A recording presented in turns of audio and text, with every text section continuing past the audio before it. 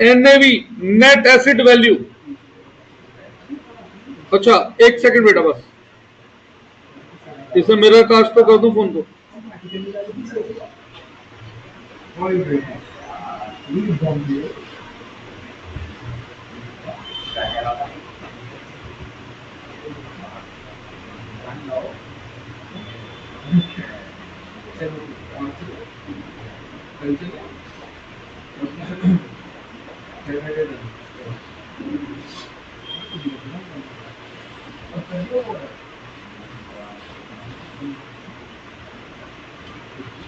NAV net asset value ये कैसे निकलती है बेटा? एसेट्स एग्रीड वैल्यू पर माइनस एक्सटर्नल लायबिलिटी, ये भी किस पर? एग्रीड वैल्यू पर। तो जब मैं एसेट में से एक्सटर्नल लायबिलिटी लेस करूंगा तो क्या निकल कर आएगी? Net asset value. ठीक है, और याद रखो सेकंड वो हमसे क्या पूछ सकता है? गुडविल या सीआर, कैपिटल रिजर्व। तो हमेशा याद रखो जो भी बिजनेस खरीदने के लिए पीसी दी जा रही है अगर वो ज्यादा है,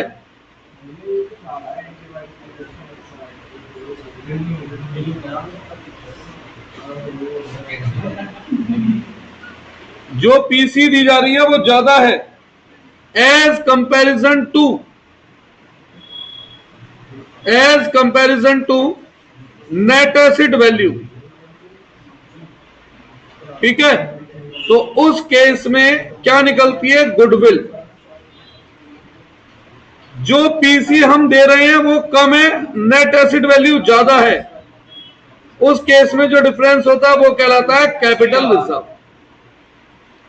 ठीक है, क्या कहलाता है? Capital reserve. तीसरी चीज इसमें क्या पूछी जा सकती है एमसीक्यू के रूप में? Number of debenture to be issued.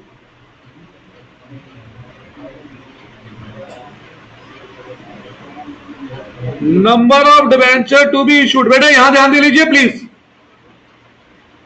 ये कैसे निकालना है? जो भी पैसा हमें वेंडर को, ये तो पता है ना जिससे हम बिजनेस खरीदते हैं वेंडर है, तो remaining amount to be paid to vendor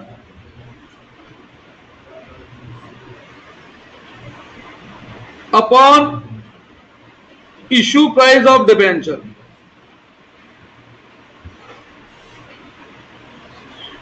जहां पर डिबेंचर का इशू प्राइस कैसे निकाल सकते हैं बेटा बताओ? फेस वैल्यू, या फिर अगर प्रीमियम है तो फेस वैल्यू प्लस प्रीमियम, अगर डिस्काउंट है तो face value minus debenture discount पे इशू हो सकते हैं। अच्छा, इसे लिखने का एक और तरीका भी है, जो भी हमें पीसी देनी है उसमें से माइनस कर दो amount paid through cash, cheque या bill, divide by issue price. जो एमसीक्यू में क्वेश्चन बनते हैं मैं उनकी बात कर रहा हूं।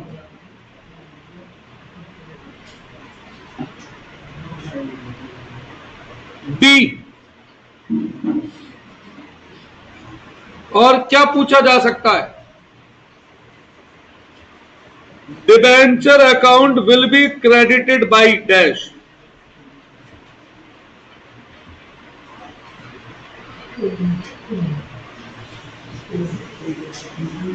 तो भैया हमेशा याद रखो डिबेंचर अकाउंट हमेशा किससे क्रेडिट होता है? Face value into number. ठीक है, डिबेंचर के आगे हमेशा कौन सी वैल्यू आएगी बेटा? Face value. चाहे डिबेंचर में 70 में इशू करो, चाहे 60 में, चाहे 100 में, चाहे 110 में, जब भी डिबेंचर अकाउंट क्रेडिट होगा तो डिबेंचर में हमेशा कौन सी वैल्यू आएगी? Face value.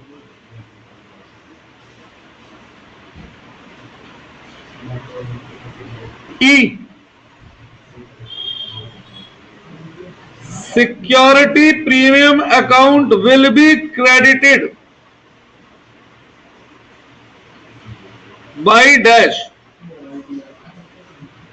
अरे तो जो भी प्रीमियम का रेट है इनटू नंबर। ऐसे ही ABCDEF, discount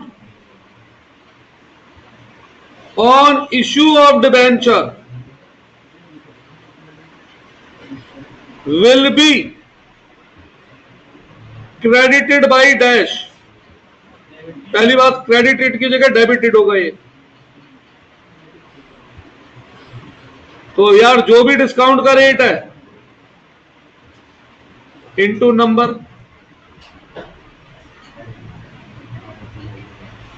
ji,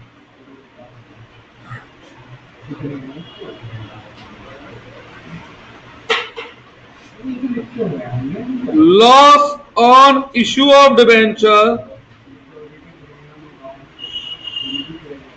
will be debited. तो देखो यहां पर क्या क्या आता है बेटा, डिस्काउंट का rate plus premium on redemption का रेट इनटू नंबर। ये डायरेक्ट है, ये सीधे सीधी चीजें पूछी जा सकती हैं। लिखो,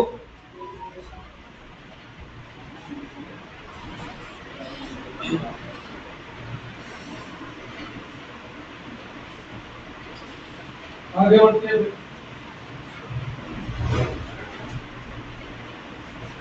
ये वाले को बताओ ना। हाँ,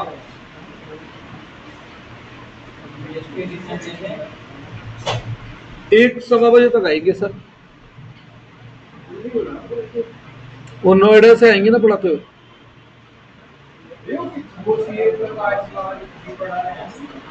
वहां से खत्म हो कर लिया उन्होंने, बताऊंगा बाद में रीजन।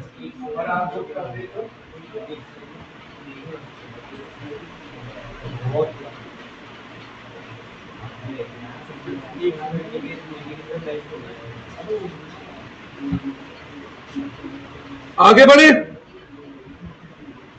नेक्स्ट है हमारा तीसरी कैटेगरी, इशू ऑफ डिबेंचर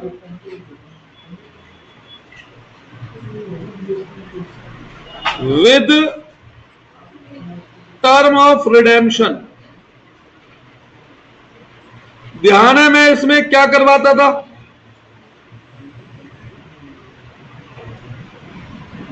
हाँ जी,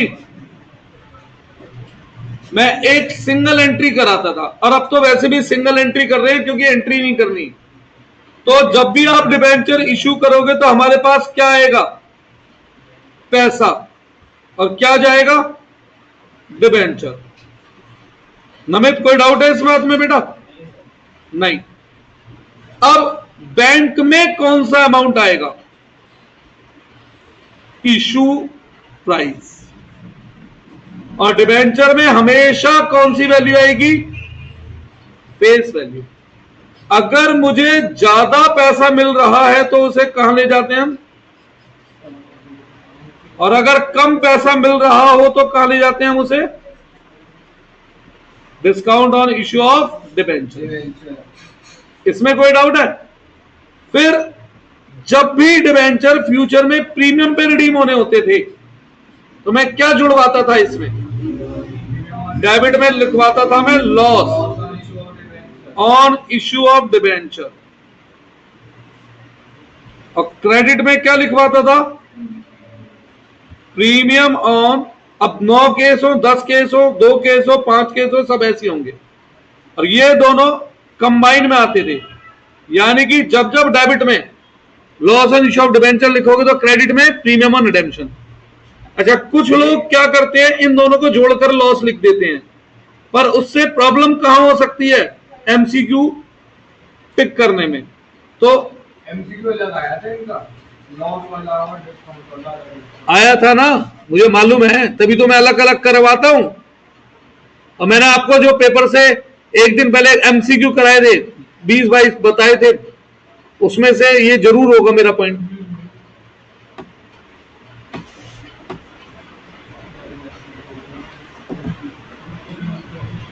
कुछ पूछना है इसमें? बस इस सिंगल एंट्री के बेस पे करेंगे हम क्रैक, जो भी करेंगे। वो कर दो क्या? अच्छा, वो तो इनटू नंबर है यार, नंबर तो कर ही लेंगे तो। अच्छा, इसमें मेन एंट्री जो है ना, आपको याद रखनी है, वो राइट ऑफ वाली। अब राइट ऑफ वाली एंट्री में ये जो डिस्काउंट या loss on issue of debenture है, इसे हम राइट ऑफ करते हैं। फर्स्ट प्रायोरिटी क्या होती है? सिक्योरिटी प्रीमियम फर्स्ट प्रायोरिटी है। अगर सिक्योरिटी प्रीमियम में पैसा कम पड़े तो capital reserve realise in cash. अब लिख के चलो ये बात, रिजर्व तो ये सीबीएसई करा रहा है, ये एनटीए करा रहा है, तो डिलीटेड चीजें क्यों आ रही है मेरे इसमें? और तीसरा मैं लिख रहा हूं, पर भैया मेरे हिसाब से वो गलत है, ऑप्शन के ऊपर भेजना, मैं करूंगा नहीं करूंगा उसे। हाँ, अब आप कहेंगे क्यों?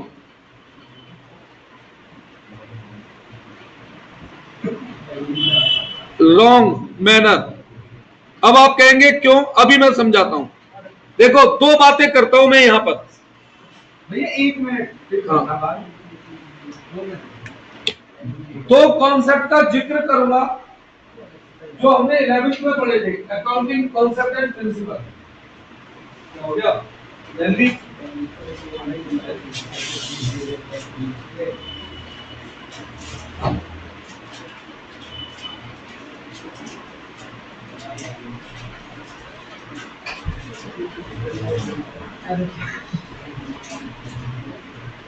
करा दूं?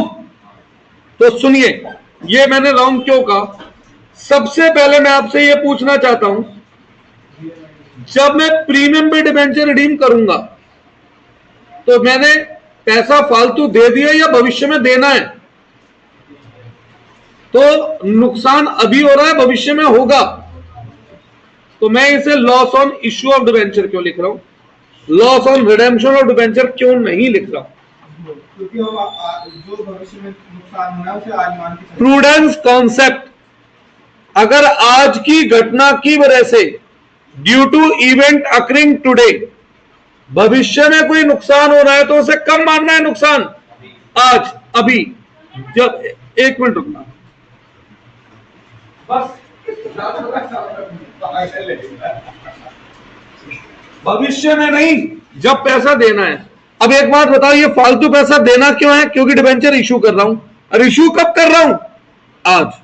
तो ये किस कॉन्सेप्ट की वजह से था? Prudence concept. Prudence concept. अब एक कॉन्सेप्ट और था 11th में, मैचिंग कॉन्सेप्ट। किस किस को ध्यान है ये मैचिंग कॉन्सेप्ट? ध्यान दिलाओ, कौन ध्यान दिलाएगा मुझे मैचिंग कॉन्सेप्ट? हाँ जी,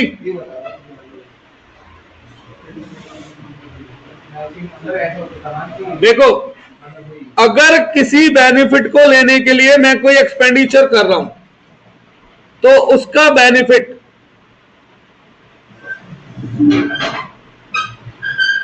उसके एक्सपेंडिचर को एज एक्सपेंस किस पीरियड में मानना है? जिस पीरियड में बेनिफिट लूंगा, है ना? अब ध्यान से सोचो, मैं डिबेंचर इशू कर रहा हूं 10 लाख रुपए के, 1 लाख का डिस्काउंट दे रहा हूं, तो ये डिस्काउंट मेरा खर्चा है। किसके ऊपर खर्चा है? ये डिबेंचर के। तो ये खर्चा कब मानना है मुझे? जब डिबेंचर का बेनिफिट लूंगा। क्या डिबेंचर का बेनिफिट पहले साल में ले लूंगा बस? नहीं, 5 साल बाद। फिर डिबेंचर का बेनिफिट तब तक लूंगा जब तक वो रिडीम नहीं होंगे। अगर सपोज करो डिबेंचर की लाइफ 5 साल है, तो डिबेंचर का बेनिफिट कितने साल मिलेगा? तो ये 1 लाख रुपए कितने साल का खर्चा है? तो एक ही साल में राइट ऑफ कैसे करने? ये गलत है। अगर मैं आपको सीए फाउंडेशन पढ़ाऊंगा तो वहां पर मैं इसे, वहां जब मैं अकाउंट पढ़ाऊंगा सीए फाउंडेशन, तो वहां पर मैं यहां पर सिक्योरिटी प्रीमियम नहीं लिखूंगा। अब जैसे 1 लाख का मेरा लॉस है टोटल, 20,000 का प्रीमियम है, चलो प्रीमियम कैपिटल नेचर का है, 20,000 मैंने एडजस्ट कर लिए, लॉस कितना बचा मेरा, तो ये से 1 साल का नुकसान मान लू मैं। फिर जितने साल और जिस प्रोपोर्शन में डिबेंचर में रिडीम करूंगा ये उतने साल का नुकसान है। तो फिर स्टेटमेंट ऑफ P&L से केवल करंट ईयर का पोर्शन, तो 1 लाख है, 10 साल लाइफ है तो 10,000। ठीक है, अब ये मैंने इसलिए स्टार मार के छोड़ दिया है, जब एमसीक्यू करेंगे तो भैया देख लेंगे, जैसी सिचुएशन दिखेगी। अगर मुझे आंसर में दिखा over the tenure of debenture तो मैं टिक किस पे करूंगा, over the tenure of debenture पे। नहीं दिखा तो भैया जो दिखेगा उस पे करूंगा। ठीक है, ये बात मैंने आपको यहां पे क्लियर कर दी है। कोई डाउट है? चौथा टॉपिक और लास्ट है आज का,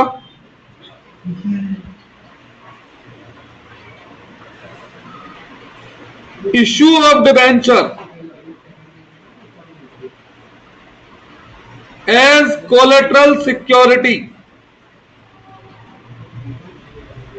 नमित क्या था बेटा एक टॉपिक?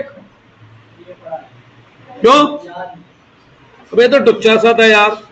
बैंक से लोन लेने गया, बैंक बोला भाई साहब कुछ गिरवी रखो, लोन मांगा मैंने 1 करोड़ का, बिल्डिंग गिरवी रखने लगा, बिल्डिंग की वैल्यूएशन आई 65 लाख, तो बैंक कहता है जी अभी तो कमी है, 35 लाख की और चीज सिक्योर करो। तो हमने अपने डिबेंचर उठा के गिरवी रख दी है, उसे कह दिया गया debenture issued as collateral security. मैं बैलेंस शीट बना नहीं रहा हूं क्योंकि वहां बनाने को आएगा नहीं, एमसीक्यू आएगा, तो उसके हिसाब से बात कर रहा हूं। तो यहां पे 2 सिचुएशन है,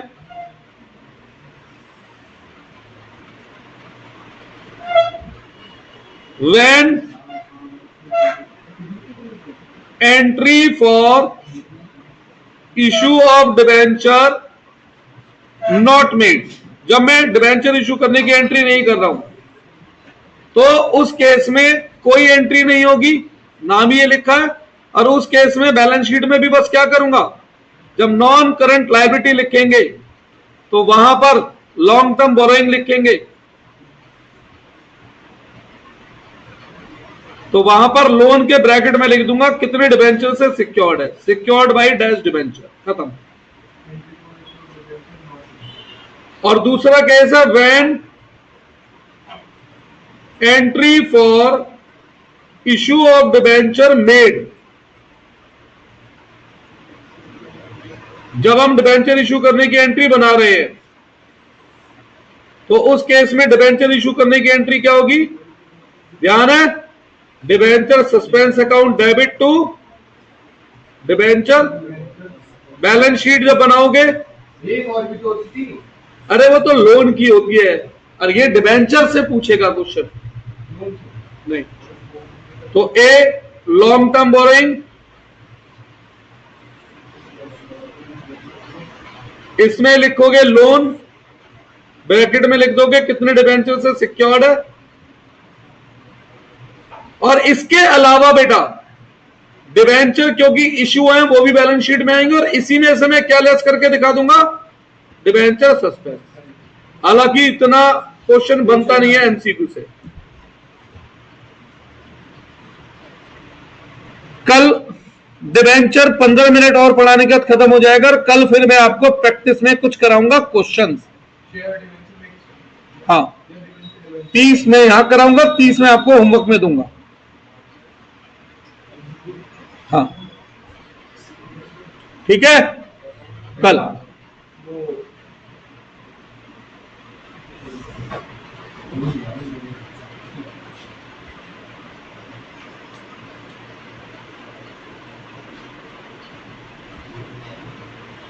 और मुझे बिल्कुल शार्प टाइम पे मिलना फिर 11 बजे, ठीक है, बिल्कुल शार्प टाइम पे। हाँ कितने बजे तक आ जाएगा, 11:15 लास्ट, 11:30 बज जाते हैं, तो फिर 11:30 करो, और जो टाइम रख रहे हो उसमें मिलना है बिल्कुल। पहले अकाउंट पहले कल अकाउंट।